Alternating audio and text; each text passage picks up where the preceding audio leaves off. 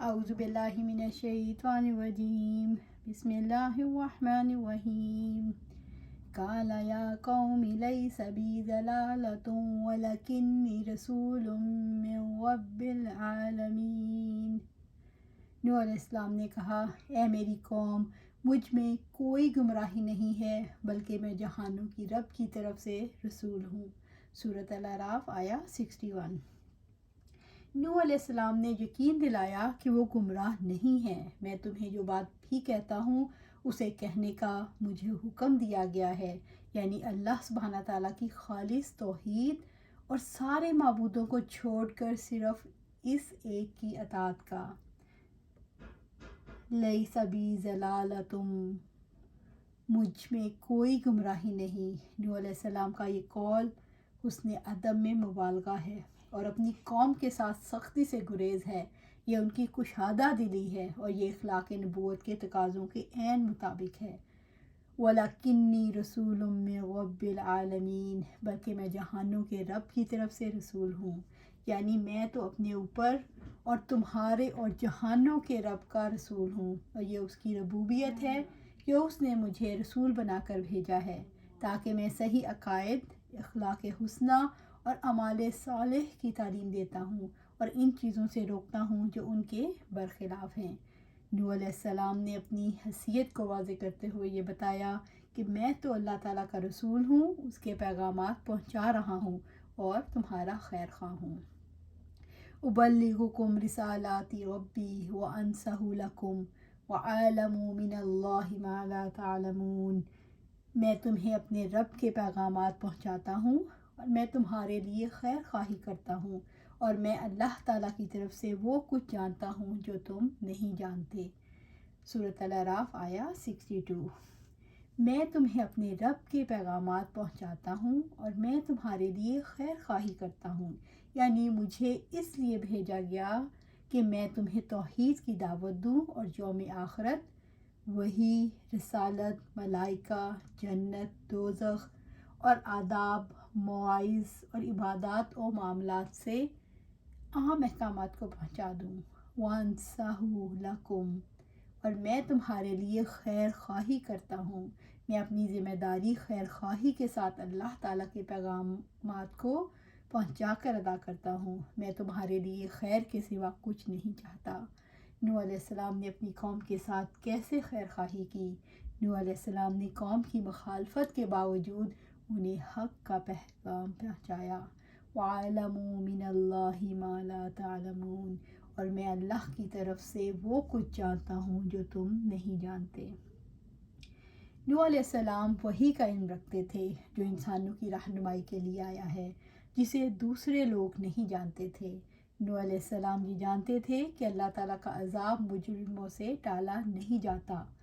میں اس علم کی بنیاد پر ہوں جو میرے رب کی عظمت، اس کے عظیم اقتدار، اس کے جلال و جمال اور جو کچھ اس کی جانب سے رحمت اور احسان ہے، اور جو کچھ اس کے پاس عبرتناک سزائیں اور عذاب ہے جسے تم نہیں جانتے۔ لہٰذا اللہ تعالیٰ سے ڈرو اور میری اطاعت کرو، تمہارے گناہ بخش دے گا اور تمہیں تمہاری اجل کو پہنچا دے گا اور تمہارے فنا کرنے میں جلدی نہیں کرے گا۔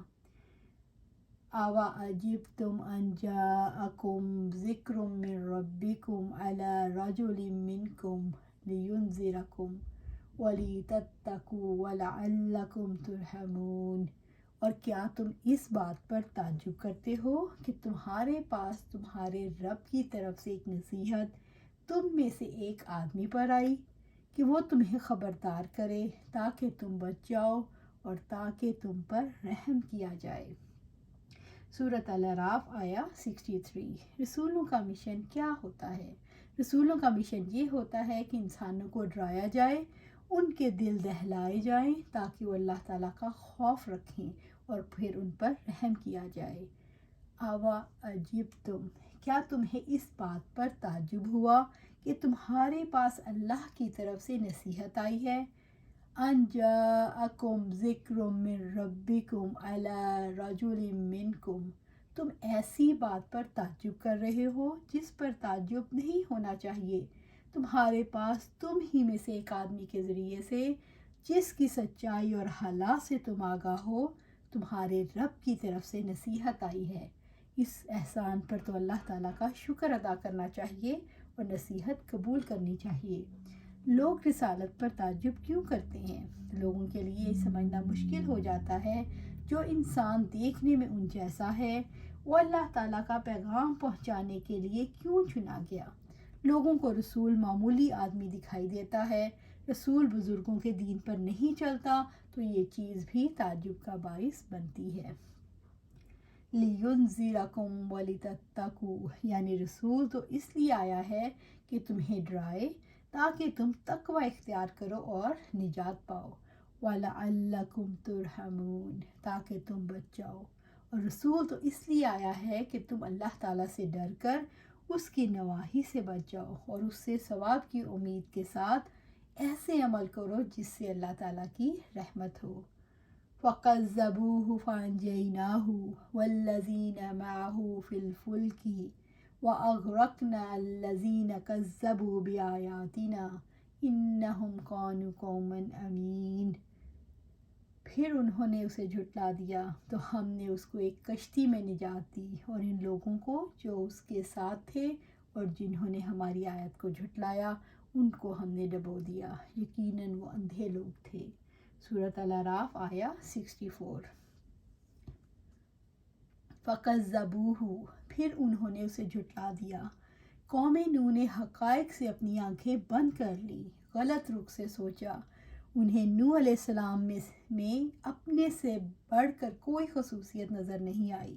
انہوں نے پیغام نصیحت قبول نہ کیا، اسے جھٹلایا تو اللہ تعالیٰ نے انہیں ڈبو دیا۔ فَأَنجَيْنَاهُ وَالَّذِينَ مَعَهُ فِي الْفُلْكِ، تو ہم نے اس کو ایک کشتی میں نجات دی اور ان لوگوں کو جو اس کے ساتھ تھے۔ اللہ تعالیٰ نے ان لوگوں کو بچا لیا جو کشتی میں نوح علیہ السلام کے ساتھ تھے۔ اللہ تعالیٰ نے نوح علیہ السلام کو کشتی بنانے کا حکم دیا تھا اور انہوں نے وحی کی تھی کہ تمام حیوانات میں سے ایک ایک جوڑا لے لیں اور اپنے گھر والوں اور اپنے ساتھی ایمان والوں کو کشتی میں سوار کر لیں۔ اللہ تعالیٰ نے ان لوگوں کو کشتی کے ذریعے نجات دی۔ نوح علیہ السلام کی قوم نے ان کو کیوں جھٹلایا؟ یعنی جنہوں نے اللہ کی ہدایت قبول کرنے کی بجائے اندھے رہنے کو پسند کیا۔ قوم نوح علیہ السلام نے حق کو پہچان لیا، انہیں ایسی نشانیاں دکھائی گئیں کہ وہ ایمان لے آئے تھے، مگر انہوں نے نوح علیہ السلام کو جھٹلایا اور اللہ تعالیٰ کی آیات کا انکار کیا تو اللہ تعالیٰ نے انہیں غرق کر دیا۔ ایک مقام پر ڈوبنے کی کیفیت کو بیان کیا جس کو یہاں بیان نہیں کیا گیا۔ رب العزت نے فرمایا وَلَقَدْ أَرْسَلْنَا نُوحًا إِلَىٰ قَوْمِهِ فَلَبِثَ فِيهِمْ أَلْفَ سَنَةٍ إِلَّا 50 عَامًا وَأَخَذَهُمُ الطُّوفَانُ وَهُمْ ظَالِمُونَ، اور ہم نے نوح کو اس کی قوم کی طرف بھیجا تو ان میں سے 50 قوم 1000 سال رہا، پھر انہیں طوفان نے آ پکڑا اور وہی ظالم تھے۔ سورۃ العنکبوت آیا 14۔ فَفَتَحْنَا أَبْوَابَ السَّمَاءِ بِمَاءٍ مُنْهَمِرٍ، چنانچہ ہم نے آسمان کے دروازے ایسے پانی سے کھول دیے جو زور سے برسنے والا تھا۔ سورۃ القمر آیا 11۔ وَأَغْرَقْنَا الَّذِينَ كَذَّبُوا بِآيَاتِنَا، اور جنہوں نے ہماری آیات کو جھٹلایا ان کو ہم نے ڈبو دیا۔ انہوں نے اللہ تعالیٰ کی نشانیوں کو ماننے سے انکار کر دیا، انہوں نے خلوص بھری نصیحت اور حقیقی خطرے کی آگاہی کو قبول نہیں کیا۔ انہم کانوا قوما عمین، یعنی وہ اندھے لوگ تھے۔ نوح کی قوم پر آخری تبصرہ کیا ہے؟ نوح علیہ السلام کی قوم پر اللہ تعالیٰ نے آخری تبصرہ کیا کہ اندھے لوگ تھے، یعنی اللہ تعالیٰ کی ہدایت سے اندھے تھے۔ وَإِلَىٰ عَادٍ أَخَاهُمْ هُودًا قَالَ يَا قَوْمِ اعْبُدُوا اللَّهَ مَا لَكُم مِّنْ إِلَٰهٍ غَيْرُهُ أَفَلَا تَتَّقُونَ، اور عاد کی طرف ان کے بھائی ہود کو بھیجا، اس نے کہا اے میری قوم اللہ تعالیٰ کی عبادت کرو، اس کے سوا تمہارا کوئی معبود نہیں، تو کیا تم نہیں ڈرتے؟ سورۃ الاعراف آیا 65۔ عاد ایک ایسے رسول تھے جو نوح علیہ السلام کی 5ویں پشت میں سے تھے، اس کے نام پر اس کی نسل۔ عاد ایک ایسا شخص تھا جو نوح علیہ السلام کی 5ویں پشت میں سے تھا، اسی کے نام پر اس کی نسل قوم عاد کے نام سے مشہور ہو گئی۔ طوفان نوح کے بعد بھی ایک مدت تک نوح علیہ السلام زندہ رہے، اس طوفان کے تقریباً 600 سال بعد ہود علیہ السلام کو قوم عاد کی طرف بھیجا گیا۔ یہ سام کی اولاد میں سے تھے جو آدِ عرب کی قدیم ترین قوم تھی، جس کے افسانے عرب کے زبانوں زد عام تھے۔ اس قوم کو قوم عاد اولیٰ بھی کہا جاتا ہے۔ اس کی شان و شوکت بھی ضرب المثل تھی اور دنیا سے اس کا نام مٹ جانا بھی ضرب المثل بن گیا تھا۔ اسی شہرت کی وجہ سے عربی زبان میں ہر قدیم چیز کے لیے عادی کا لفظ بولا جاتا ہے۔ آثار قدیمہ کو عادیات کہتے ہیں، اور جس زمین کے مالک باقی نہ رہے ہوں یا مدت سے بنجر پڑی ہو اسے عادی الارض کہا جاتا ہے۔ اس قوم کا اصل مسکن احقاف کا علاقہ تھا، جو حجاز، یمن اور یمامہ کے درمیان ہے، جنوب و مغرب میں واقع ہے۔ یہیں سے پھیل کر ان لوگوں نے یمن کے مغربی ساحل اور یمن اور حضر موت سے عراق تک اپنی طاقت کا سکہ جمایا۔ رب العزت نے قوم عاد کے بارے میں فرمایا، أَلَمْ تَرَ كَيْفَ فَعَلَ رَبُّكَ بِعَادٍ إِرَمَ ذَاتِ الْعِمَادِ الَّتِي لَمْ يُخْلَقْ مِثْلُهَا فِي الْبِلَادِ۔ کیا تم نے نہیں دیکھا کہ آپ کے رب نے عاد کے ساتھ کیا سلوک کیا؟ عاد ارم جو ستونوں والے تھے، وہ ان جیسا کوئی شہروں میں پیدا نہیں کیا گیا۔ سورۃ الفجر آیا 8 سے 6۔ ہود علیہ السلام اپنی قوم کو توحید کی دعوت دیتے تھے اور شرک سے روکتے تھے۔ ہود علیہ السلام کی دعوت کیا تھی؟ ہود علیہ السلام کی دعوت کے حوالے سے 3 بنیادی چیزیں ہمیں ملتی ہیں۔ اللہ تعالیٰ کی عبادت کرو، اللہ تعالیٰ کے سوا تمہارا کوئی معبود نہیں، یعنی غیر اللہ کی عبادت نہ کرو، شرک چھوڑ دو۔ کیا تم ڈرتے نہیں؟ یعنی اللہ تعالیٰ کا خوف، اس کا تقوی اختیار کرنے کی دعوت ہے۔ قال یا قوم اعبدوا اللہ، ہود علیہ السلام نے اپنی قوم سے کہا، ایک اللہ کی عبادت کرو، اس کے ساتھ دوسرے معبودوں کو شریک نہ کرو۔ ما لکم من الہ غیرہ، اس ایک کے سوا تمہارا کوئی معبود نہیں، اللہ تعالیٰ ہی حقیقی معبود ہے۔ اس کے ماں سوا جتنے معبود ہیں باطل ہیں، کیونکہ اللہ تعالیٰ رزق دیتا ہے اور وہ رزق نہیں دیتے، اور وہ زندگی کے لیے تدبیر کرتا ہے جبکہ وہ تدبیر نہیں کرتے۔ نہ وہ نفع کے مالک ہیں نہ نقصان کے، اور نہ موت کے اور نہ حیات کے، اور جی اٹھنے کے بعد پھر کیسے وہ الہ ہو سکتے ہیں؟ افلا تتقون، اللہ تعالیٰ کے ماں سوا دوسرے معبود بناتے ہو، تمہیں ڈر نہیں لگتا؟ اللہ سبحانہ تعالیٰ سے دعا ہے کہ اللہ سبحانہ تعالیٰ ہمیں بھی ہر قسم کے شرک سے دور رکھے، کیونکہ آج کل ہمارے پاس کوئی بت نہیں۔ ہمارا بت کیا ہے؟ مادہ پرستی۔ دولت آ جائے، مکان آ جائے، گاڑی آ جائے، کپڑے آ جائے، ہر چیز کی لالچ، دنیا دنیا اور دنیا۔ آخرت ہمیں بھولی پڑی ہے۔ نمازیں پڑھ لیتی ہیں، قرآن پڑھ لیتے ہیں، لیکن ہمارا جو فکر، جو محور ہے ہماری زندگی کا، وہ صرف دنیا ہے۔ اس کو بدلنا ہے۔